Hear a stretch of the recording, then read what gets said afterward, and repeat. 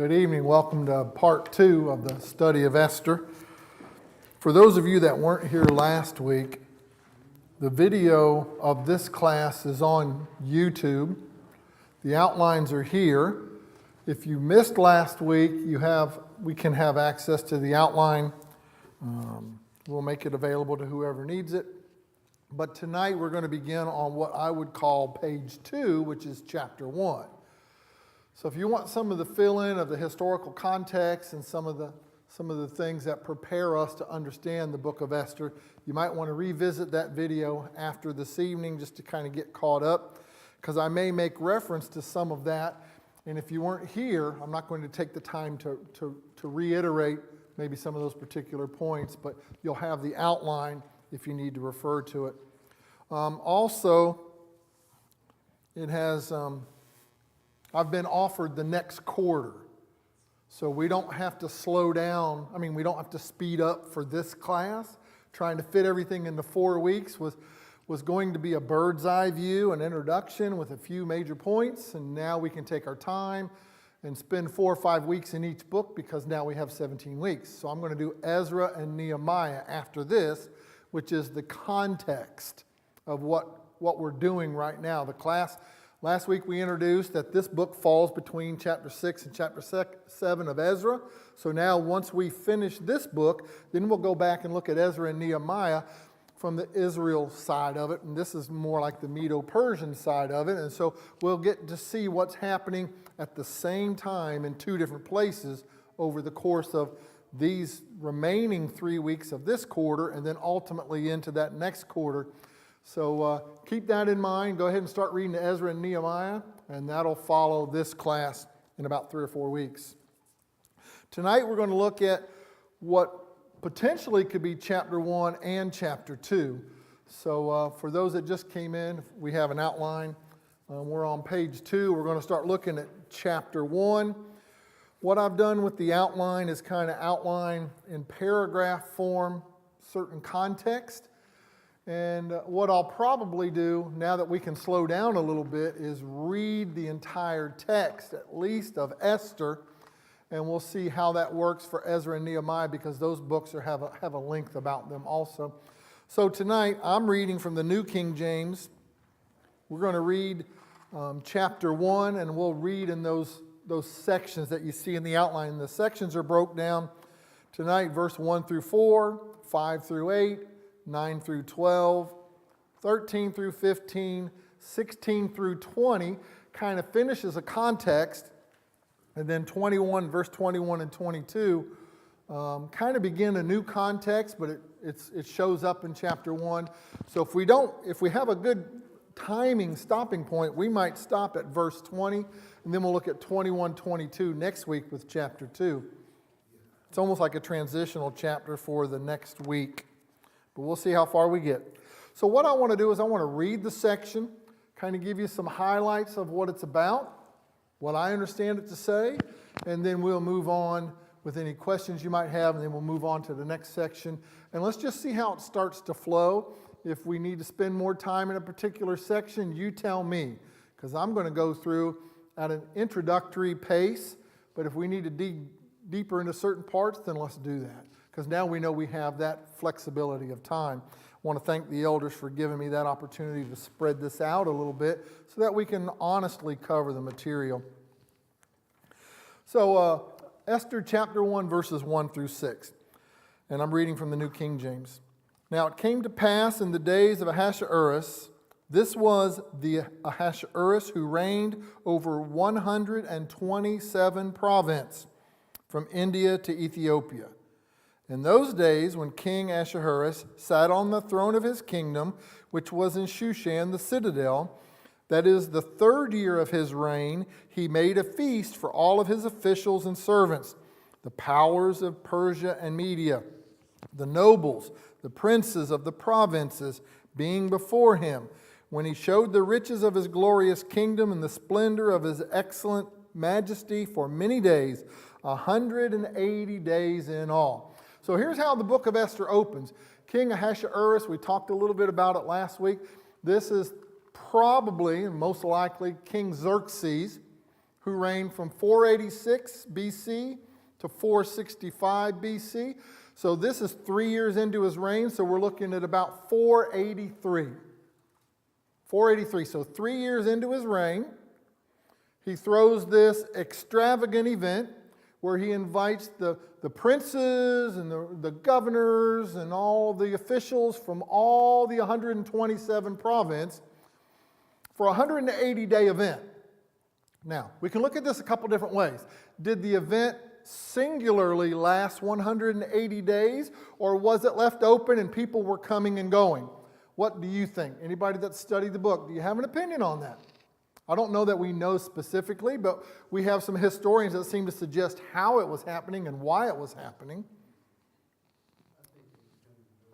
I believe it was coming and going. He's left it open and he's invited those provinces to come, and as they can come, and it seems to be, if you'll look at the outline, the 180 days was 6 months, and the timeline suggests that he's preparing for battle against Greece. And so I wrote, not in parentheses, but with a question mark, is he gathering intel? Because remember, this is Ethiopia, which is below Egypt, and all the way up and through Israel and across Syria and Babylon, and even all the way out to India. All the intel about what happens in Greece. What are the Greeks like? What are their war fighting capabilities? Where are their strongholds and things like that? Bringing these people, these officials in who have dealt with these regions, nations, roads, ships, whatever, from generations potentially. This is Greek as a rising power. If you know anything about the book of Daniel, that's who's eventually going to overtake the Medo-Persians and become the dominating force. But right now, the Medo-Persians seem to have a great territory. And so it appears as if Ahasuerus, which is another kind of like a Pharaoh word for Xerxes, he is the king of the Persians. He is Xerxes. He's inviting all of his officials into the city, the capital city, the citadel, to gather intel, is my understanding of what's going on. If we keep that in mind, we understand that this isn't a 6-month-long party, although it is. That's exactly what it is, but it's not like just a party. This has some official objectives. Let me see what I can find out from Ethiopia, or the folks that are leading in Syria, or the folks that are even leading up into the area that's above. So that's my take on it. Now, with that being the foundation for our study, when we get to verses 5 through 8, things begin to make sense. I'm not suggesting anyone here has ever done anything like this, but I was a teenager, and although I didn't do nefarious things for 6 months every day for duration, I know what it's like to be maybe not at my best for months on end. Just to be fair about it. So now we've come to the end of that cycle of intel gathering. Now he has a local event for just the people in Shushan. And this is where the trouble begins. This is where the conflict truly begins. This is where we take into the story. This is where we come in. The other part, the first 6 verses or the first 4 verses, 5 verses is a backstory leading up to, now we're at verse number 5. So let me read 5 through 8. And when these days were completed, the king made a feast lasting 7 days for all the people who were present in Shushan the citadel, from great to small, in the court of the garden of the king's palace. And here there was white and blue linens, curtains fastened with cords of fine linen and purple on golden rods, and marble pillars, and the couches were of gold and silver on a mosaic pavement of alabaster, turquoise, white, black marble, and they served drink in golden vessels, each vessel being different from the other, with royal wine in abundance, according to the generosity of the king. In accordance with the law, the drinking was not compulsory, for so the king had ordered all the officers of his household that they should do according to each man's pleasure. I find it interesting that that phrase is in the text. Here's this event where we're being invited to, probably like a members only kind of thing here. This is now a local event, maybe to celebrate the information, maybe to get prepared for what's going to come. And he invites everybody and he puts on a grand show. And you can see how it's illustrated with all of the fine furnishings and the draperies and the best of the beverages. And they're in very elaborate or special equipment, glasses, the vessels, the goblets, whatever. And he's really showing off. And then he says a very interesting statement, and I've noticed this a couple times in the book of Esther, and most of the commentators want to make mention of it. It says here, in accordance with the law, the drinking was not compulsory. Now, if we're just reading, you might just glance right over that or gloss right over that and it not even stick with you. But what do you think that statement means? Anybody got an idea? What does it mean that the drinking was not compulsory? Maybe just to define the word compulsory. Miss Irene. No restrictions. Okay, no restrictions. Anything else? Casual, it was casual here, not consistent. Okay, it was casual, not consistent. Sounds to me like they weren't forcing you to get drunk if you didn't want to. Yeah, compulsory generally means you're not obligated. And Sully? Yeah, I was going to say the same thing, and it appears that the picture may have been that they initially thought that, I guess the part of the disguise in the first part of the party may have been that he wanted them to pretend like they're having fun, maybe, is what kind of the picture I'm getting. But now it's like okay, you don't have to do that, you don't have to drink it. Just kind of do according to whatever you're doing. The people that we've had over are here anymore, I guess. It's kind of like this. For 6 months, they've been having this event where I'm sure on occasion excess was participated in. And so now he invites the local people and they're like, are we supposed to do like that? Are we supposed to behave like that? And evidently there was a law that the king wanted to make sure that you knew you didn't have to participate like all the foreign dignitaries did. You didn't have to come in and drink just to make me happy. That kind of thing. Don't do it because you think that's what I'm expecting you to do. It's not compulsory. You're not expected to do it, but he's made it available if you want to. Now, do you think the king abstained? Doesn't appear so when you look at verse number 9. Doesn't look like the king's abstained. And it doesn't look like some of the other party have abstained because it seems to suggest that he's done something, I don't want to say out of character, but maybe out of the realm of what the circumstance called for. He seemed to ask a question of his queen that while it may have been something that she probably should have obeyed in a normal circumstance, she felt compelled morally not to obey. And thus, the cycle begins. So, 180 days, now we're at 187 days. It does not appear as if there is a gap in between there. So now we are at 6 months plus of whatever this event was supposed to be. And I can't say it got out of hand because we don't know that, but we know what happens when things continue for a long period of time, unrestrained.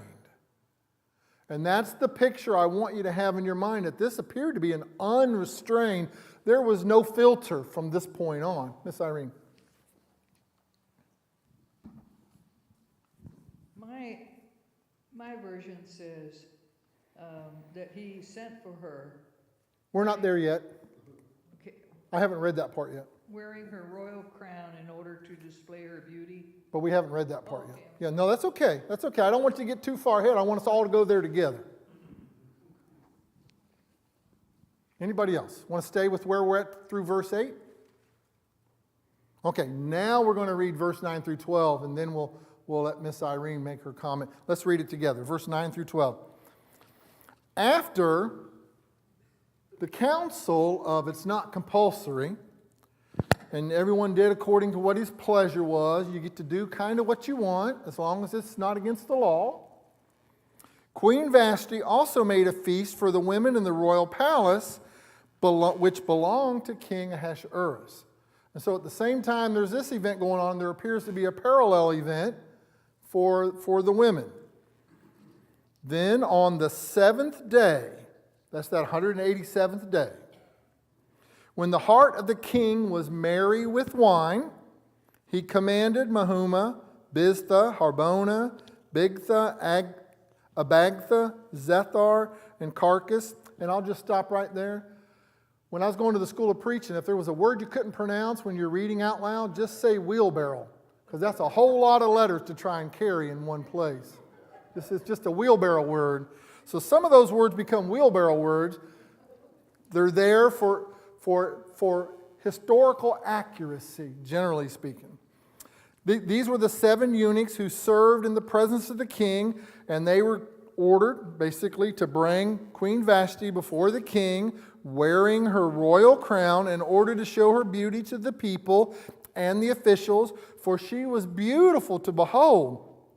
But Queen Vashti refused to come at the king's command brought by his eunuchs, and therefore the king was furious, and his anger burned within him.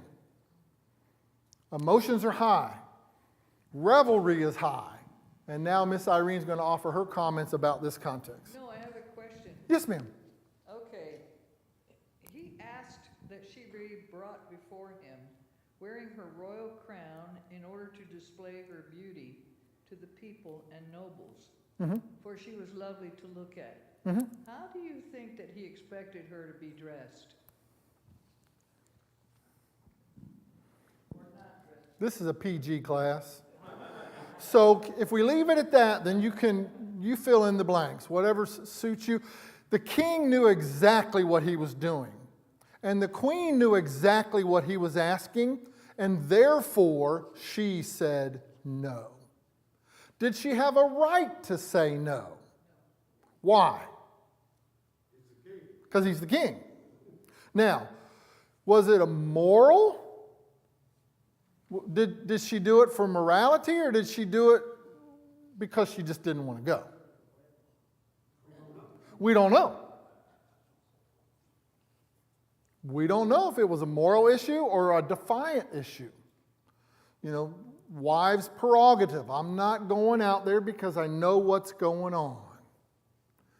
Then the question does come up with her royal crown, which means would she be arrayed in royal garments or would it be crown only? And some commentators suggest either one. Crown only, that takes it away from PG, doesn't it? Or the crown and her royal garments and all of her beauty. Regardless of how she would have appeared before that court, was she, can we say right or wrong? Anybody have an opinion? In her heart and mind, was she right or wrong? She thought she was right. And she probably was. From a moral standpoint, can we say that the Persians were moral people after 187 days of revelry? But could the queen be a moral person? We don't know that much about the queen.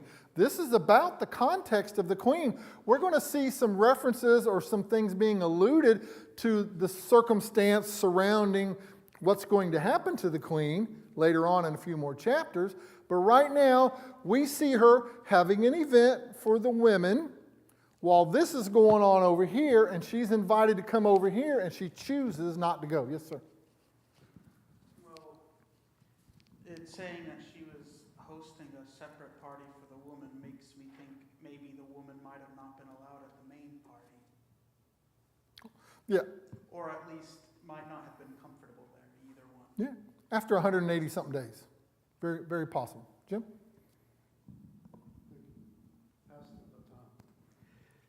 Well, at the very least, she was participating in the party. You know, she put on her own banquet for the ladies. So it would be, I mean, she was not objecting to the whole idea of the banquet and the party. It was not until he commanded her, you come here, get her and put her on display. So something about that, whether it was a moral objection or she just didn't like the idea of him bossing her around like that, she did not want to do it. Can we leave it at that for now? Because we don't know, do we? Now, we know some historical context, but that's not what the text is. The text is, king calls for her, she says no, king got mad. Can't change the fact that the king got mad. We might be able to explain any of those circumstances, but the end product was the king called, she didn't come. It says he was furious.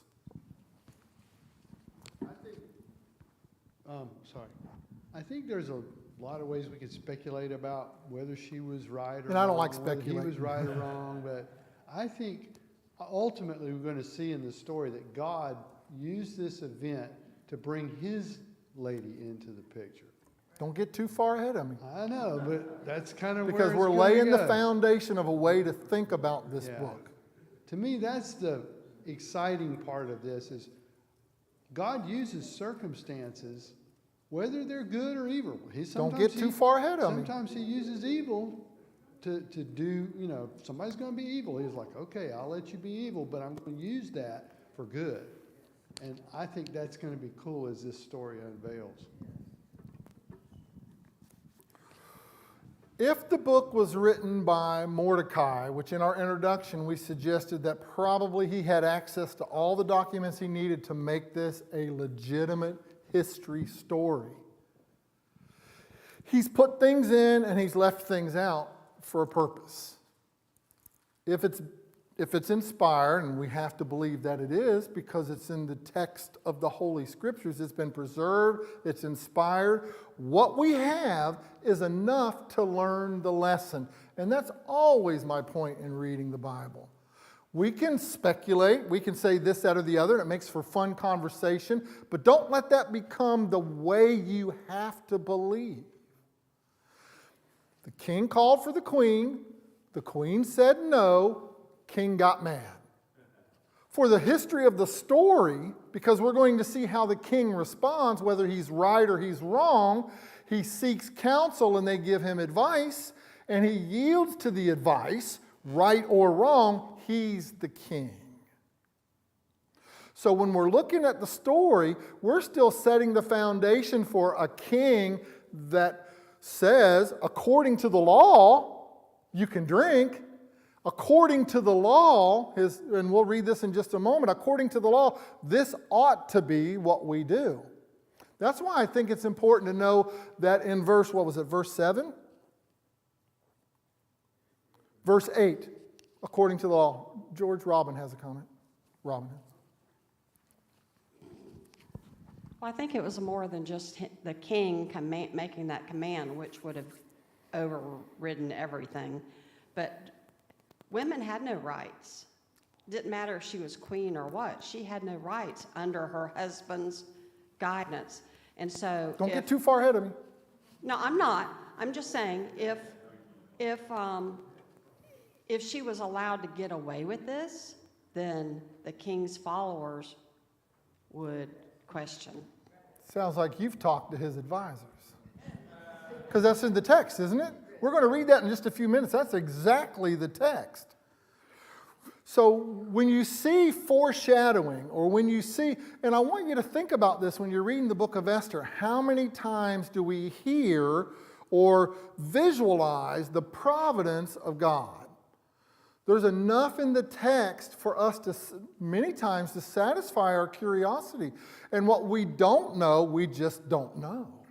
Now, we can go to the history of those people and learn a lot of things about what and how, whether it's PG or R-rated, what just happened. And that might satisfy us, our curiosity, doesn't change the story. So, me personally, when I'm reading the Bible, I'll read I used this expression last night.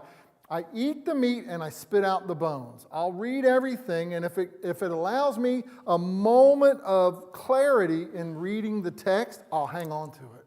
And if it just adds illustrations, sometimes I have to decide, I can't let that cloud my judgment in reading the text. Because the ultimate text of the story is, king said come, she said no, and he got mad. And so he goes to his advisors, and we're going to read that right now. Let's see what happens here in verses 13 and 15. Then the king said to the wise men who understood the times, for this was the king's manner toward all who knew law and justice, those closest to him being Carshena, Sethar, Admatha, Tarshish, Meres, Marsena, Memucan, the 7 princes of Persia and Media, who had access to the king's presence and who ranked highest in the kingdom. Now, in the New King James, that's in parentheses. For this was the king's manner all the way down to the highest in the kingdom. It's not italic, so it doesn't appear to have been added. It's just in parentheses, which means here's a clarification of who these people were. What shall we do to the queen Vashti according to the law? Again, the rehearsing of that statement, according to the law, because she did not obey the command of King Ahasuerus brought to her by the eunuchs. So the eunuchs go and ask the queen to come. We saw that. So now when we see the concluding statement in verse 15, they come back and report to the king, hey, we told her to come and she didn't want to come, and he got mad. So now he counsels those princes, not the eunuchs, he's counseling the princes, those quote-unquote royal leaders that sit just below him. Therefore, what should I do according to the law? Why is that, again, an important statement? We know the book of Esther. Many of us have already read it, probably read it multiple times. Don't get too far ahead. But according to the law becomes the theme a couple more times in the book. Once the king declares something to be true, can't change it. So if we're going to make a declaration, let it be according to the law. So according to the law, if there is no law, then those princes get to help develop a law. And the king stamps it true and accurate and fair or unreasonable. It doesn't matter. When the king stamps it, it's done. You're going to see that again in the book. So he goes out to his advisors and says, what should we do, or what should I do? Memucan, anybody want to comment on that? He consults his advisors what to do according to the law. Again, that recurring statement. That's the second time it's appeared. I think Jim has a comment. And I'm setting the foundation again because these are important concepts that are early in the book. Without getting too far ahead, Thank you. yeah, I think what it's setting here is all about authority and the respect for authority. And the king king is the authority. And he seems to respect his previous decisions or his previous authority because the king makes the rules, right? Now, unless he inherited those laws, which they would still be the king's laws. Chris and then Irene. There's several times throughout the book where he talks about the law of the Medes and Persians. And at the end of the book, well, I don't want to get too far ahead. I know you'd be mad at me, but I wouldn't be mad. It's just they this. are very into this law of the Medes and Persians. Once the king makes an edict, it can't be changed. Yeah. And so they're really strict about this. That we find that as a big theme in the rest of the book. But I think that's a good thing and a bad thing, because if you have a good set of laws that are well thought out, like maybe our Constitution was, it can guide you through a lot of complicated situations. But if you don't... Because that's the authority to make decisions. Right. You have a well thought out, well planned out authority, and if you respect that, it's good. But if you let that be so rigid that it also makes you do evil, then there's a problem. So there needs to be a way of dealing with it. And I think he came up with a pretty good solution at the end. George, Irene had a comment too, I think. Irene, behind you. I think it's very interesting that even though he was furious, the king was furious, he didn't react. He has the power to react. He has the power to say, hey, let's kill her, or let's do this. But what he did was, he consulted the wise men. So he remained under control even though he was furious. And I find that interesting. Well, another thing we have to keep in mind too is the way the books are written, we don't know if it was he slept on it or if it was a week later or a month later, and now he's like, we've got to do something about this. The party's been dismissed, and now we're back to business as usual. We don't know the time frame from verse 12 to 13. We don't know. But it could have easily been the same night. It could have easily been the next day or a month later or a couple months later, because we're going to see when chapter 2 starts, we're looking at 3 years later. So, when he's finally over it 3 years later in chapter 2, verse 1. So, after he's been to war with Greece and all that. And so right, let's be careful not to just assume that it's the next day. But because I don't know about you, but when I get really mad about something, it takes at least 24 hours. And whatever his mental and physical state was with all of the alcohol, might have took him a week to where he finally said, I need to get my princess in here and let's figure out what to do about this. She won't talk to me. It's been a week, and just, we don't know any of that. But we can see the timeline. Now he's decided, you're right. At least he had the wisdom to seek counsel. Now, did he get good counsel or bad counsel? Was he like Solomon? Was he like Solomon getting the good counsel, bad counsel? Yes, sir. Yeah, how come he couldn't handle rejection? Why is that? Why do you have a problem with rejection? Why did the king have a problem with Seems rejection? like a lot of men back then, even now, have a problem with rejection. Why would? Because we're men. It's that. Because we're human. Humans don't like being told no. So let's move forward. This is not pop psychology, but there are some things we can learn from this, and that's a good question, but probably not in the context of this class, and probably off camera, not on YouTube and all that. We could talk about that. Great question, though. Verse 16 down through the verse 20. And Memucan, he's one of those 7 princes, answered before the king and the princes. Here's his answer. Queen Vashti has not only wronged the king, but also all the princes and all the people who are in the provinces of Ahasuerus, for the queen's behavior will become known to all the women, so that they will despise their husbands in their eyes when they report.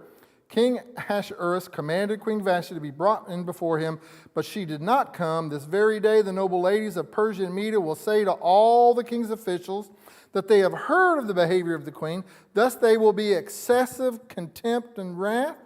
If it pleases the king, let a royal decree go out from him, and let it be recorded in the laws of the Persians and the Medes, so that it will not be altered, that Vashti shall come no more before King Ahasuerus. Let the king give her royal position to another who is better than she. When the king's decree, which he will make, is proclaimed throughout all the empire, for it is great, all the wives will honor their husbands, both great and small. Now, did he give a reasoned, I didn't say it was accurate or correct, I said, did he give a reasoned response? And his reasoned response was one that seems to address the global consequences. Is that a fair way to say that? So whether he was right or wrong, sometimes we have to make hard choices globally because of the conduct of 1, 2, or a dozen or a group of people. Do we not see that even in our world, sometimes in our families? Okay, which one of you broke the cookie jar? Nobody wants to confess, you're all grounded for a month. Till somebody confesses, okay, Joey did it. That works sometimes, right? But you can see the consequence, the position he's in.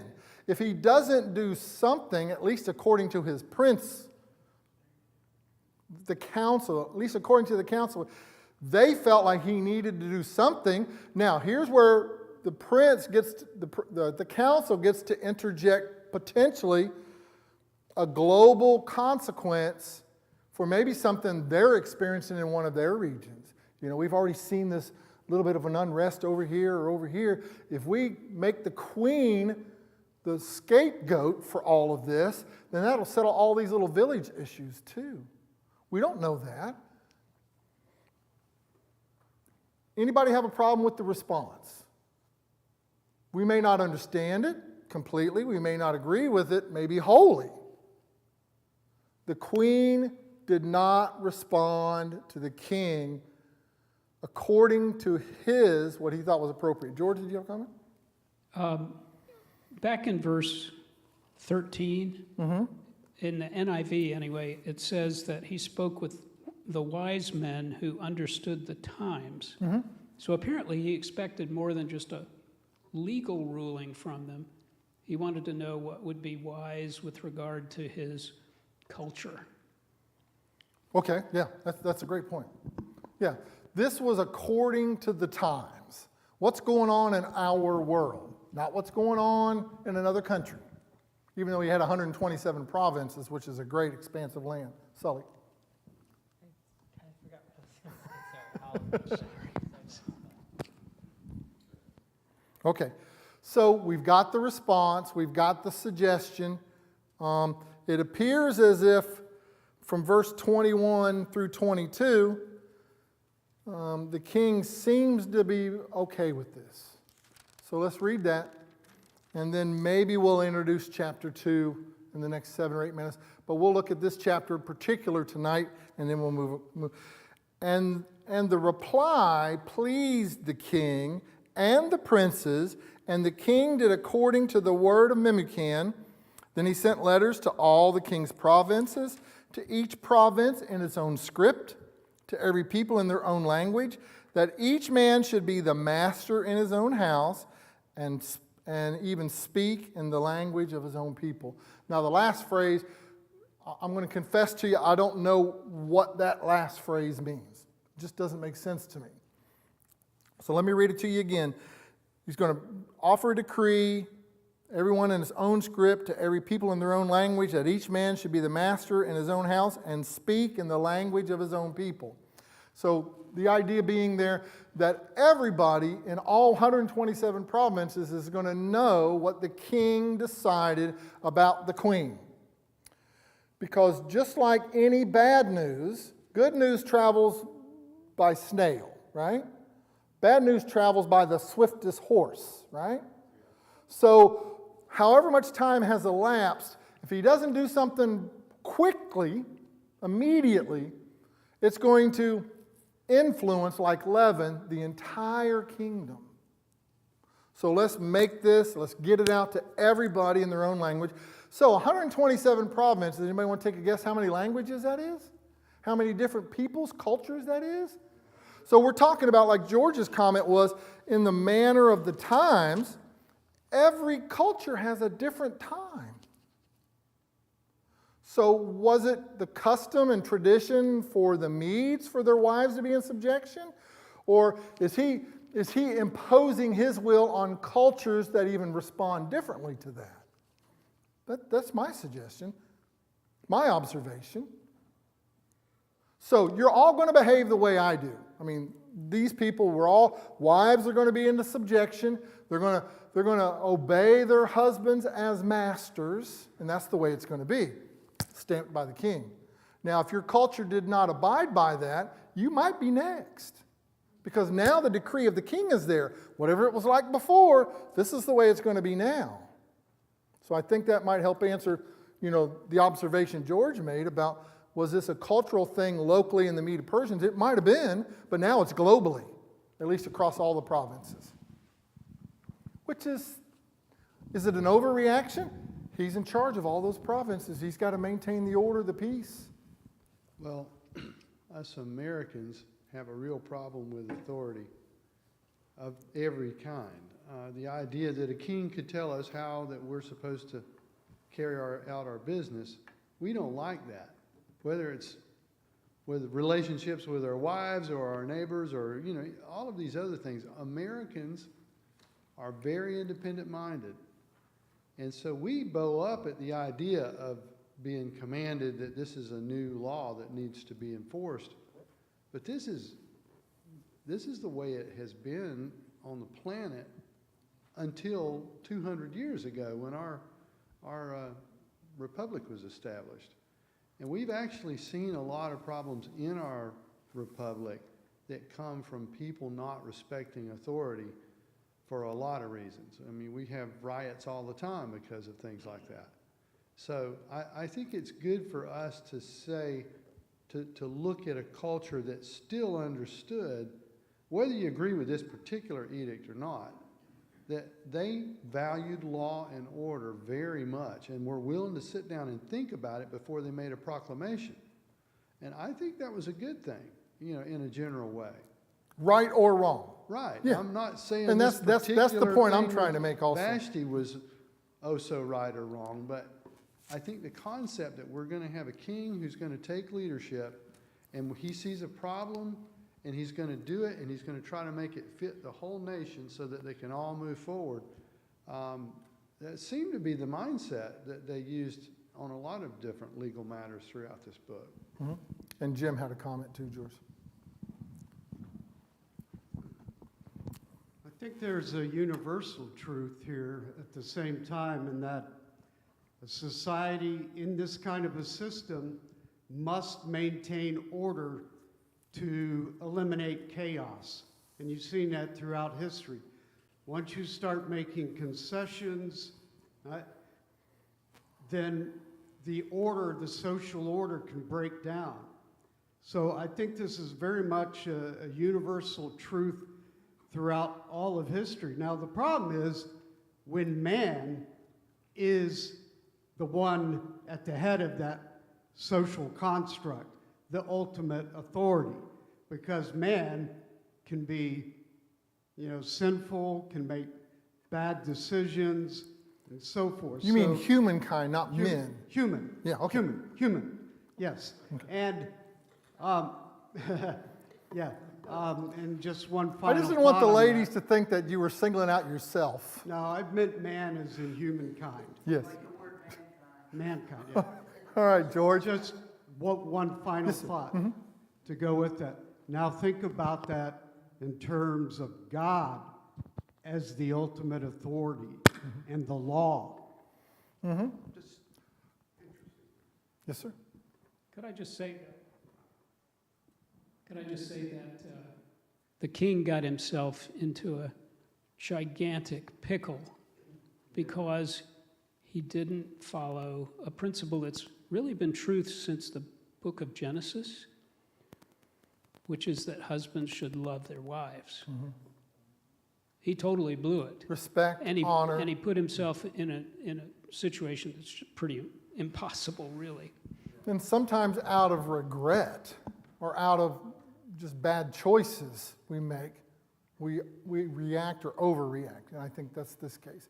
So it's not in the text, and it is a supposition on my part.